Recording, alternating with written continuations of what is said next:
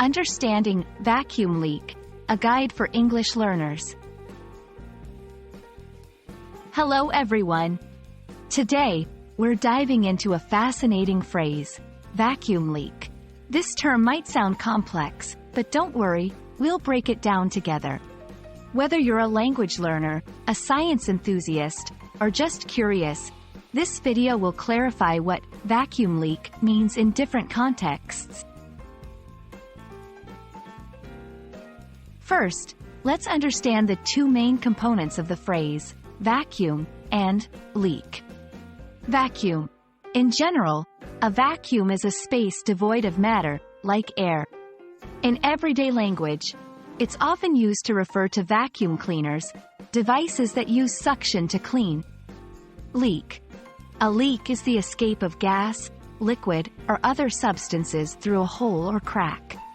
Combining these, a vacuum leak refers to a situation where air or gas unintentionally escapes from a vacuum environment. In everyday language, you might hear vacuum leak in contexts like 1. Household appliances, referring to a malfunction in vacuum cleaners or systems that should be airtight.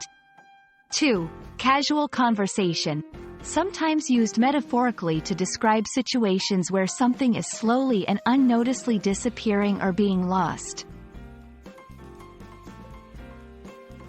In more technical fields, such as engineering or physics, vacuum leak has a specific meaning.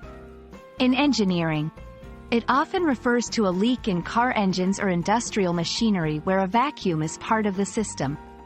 In science and technology, it describes a scenario where a controlled vacuum environment, like in laboratories or space equipment, has been compromised. Understanding the context is key.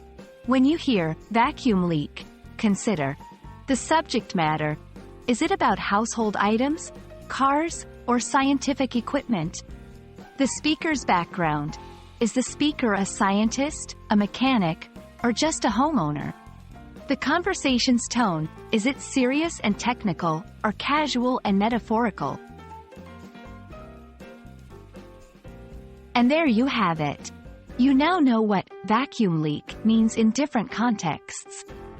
It's a phrase that bridges everyday language with the worlds of science and technology. Keep listening for it in conversations and see how it's used in various situations.